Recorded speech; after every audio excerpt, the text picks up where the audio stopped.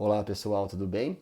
Eu sou José Roberto Megda, eu sou pneumologista e hoje, a convite da Abra, eu vou falar nessa data tão especial que é 21 de junho, que é o dia de controle da asma. É um dia que a gente usa para conscientizar você, paciente asmático, você cuidador de um asmático, você que tem alguém na sua família que é asmático, para chamar a atenção nessa doença, que é uma doença que é muito comum na nossa prática.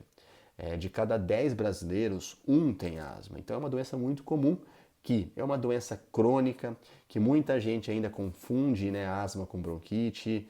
Então a asma é uma doença mais crônica, a asma é uma doença que não vai ter cura, é uma doença que vai ter momentos que você vai estar com o pulmão chiando, com mais falta de ar. É uma doença que está muito relacionada também com quadros alérgicos, né?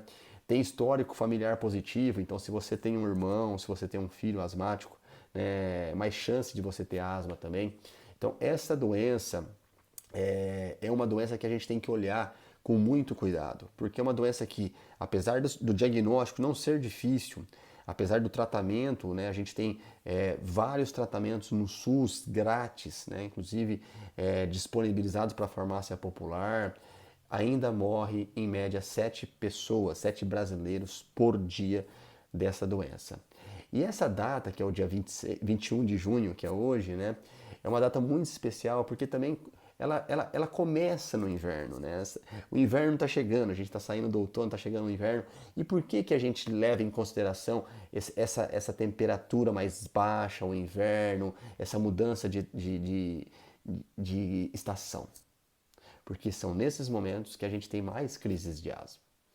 A asma é uma doença que a gente fala que tem uma hiperresposta do seu brônquio. Então, qualquer coisa que sai meio do normal pode fazer você ter crise. Exemplo, essa mudança que acontece no inverno de temperatura pode fazer o paciente asmático ter mais crise. A gente sabe também que no inverno a gente tem um contato maior com vírus. Os vírus respiratórios, eles gostam mais do inverno, né? Então, vírus do resfriado, vírus da influenza, vírus do Covid, aumenta a incidência. E isso também favorece as crises de asma.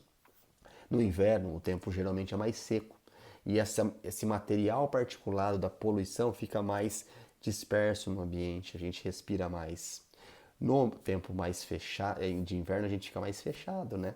A gente gosta de ficar em ambientes fechados, quentinhos, perto de pessoas. Então, isso também favorece a proliferação de vírus. Então, se você tem asma, você já deve imaginar que no inverno você piora dos sintomas. Então, esse momento que a gente fala para vocês é um momento mais especial. Então, se você está muito tempo sem passar com o seu médico que trata o seu problema de asma, vale a pena você às vezes marcar uma consulta com ele. Se você é aquele paciente que não usa tão corretamente as medicações, né? Fala, essa medicação eu acho que não está fazendo efeito, ou essa medicação eu acho que eu não vou usar porque meu pulmão vai acostumar que isso não acontece, né? A gente tem esses mitos. Vale a pena você usar mais corretamente a medicação. Porque nesse momento você corre o risco maior de ter crises e às vezes as crises podem ser tão graves que um paciente asmático tem que até ir num pronto-socorro, né? Então às vezes vai num pronto-socorro, às vezes tem uma crise mais grave, inclusive, que às vezes tem que internar. E assim como eu falei lá no começo do vídeo, 7 pacientes asmáticos ainda, infelizmente, morrem de asma no Brasil. E quais são esses pacientes que morrem? São pacientes que geralmente não tratam a asma. Então nós temos, a asma é uma doença que eu falei, é muito comum, mas a imensa maioria dos pacientes não tem essa doença controlada porque não faz o tratamento correto, né? Fica muito naquele negócio, eu não sinto muita falta de ar, então eu acho que eu não preciso usar bombinha. Ou, essa bombinha que me passou, eu vi um vizinho, um amigo falar que ataca o coração, coisa que não acontece.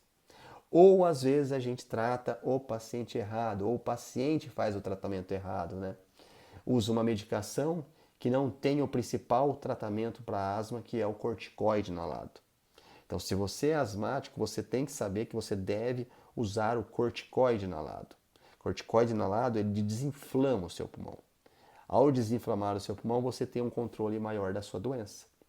Então, se você está tratando a asma somente com broncodilatadores, você tem que rever o seu tratamento. Você tem que conversar com o seu médico, porque isso não é correto, tá?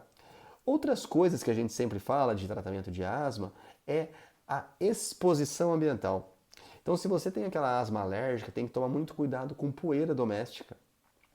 Tem que tomar cuidado com ácaro. Então, onde tem ácaro? Roupa de cama, travesseiro, fronha, lençol. Tem que deixar o seu quarto bem arejado, né? Então, se você tem um filho asmático, toma muito cuidado com ursinho de pelúcia, com aqueles tapetes com cortinas que podem acumular, inclusive, poeira, pó e ajudam a ter mais crise de asma. Uma outra coisa importantíssima é você conseguir tratar as suas comorbidades, as suas outras doenças que podem estar relacionadas com a asma. Obesidade. Obesidade e asma não combinam. Se você é asmático, você está acima do peso acima do peso ou está obeso, tem que tentar emagrecer. Fazer atividade física é sempre fundamental.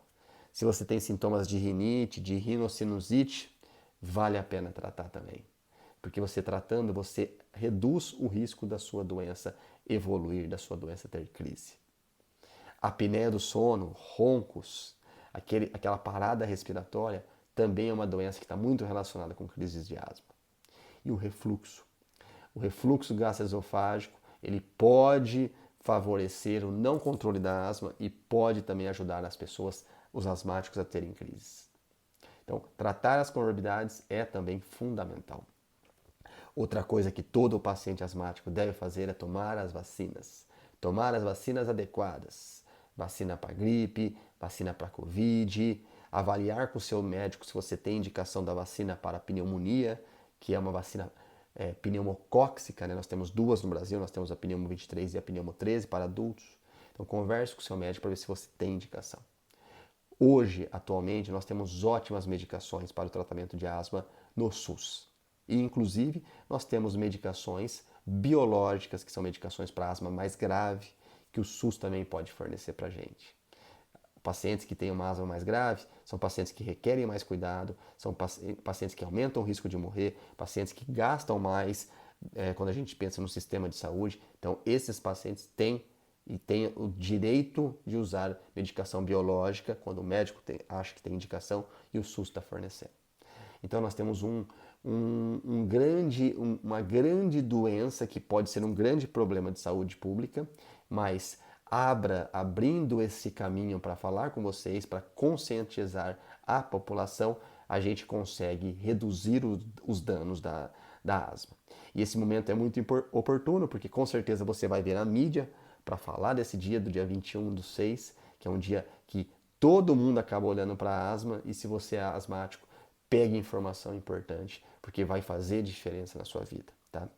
Use o seu tratamento inalatório correto, acredite no seu médico que a asma, apesar de não ter cura, tem controle e você pode ter uma vida normal, tá bom? Qualquer dúvida, manda aqui nos comentários que eu teria o prazer de responder para vocês. Um abraço.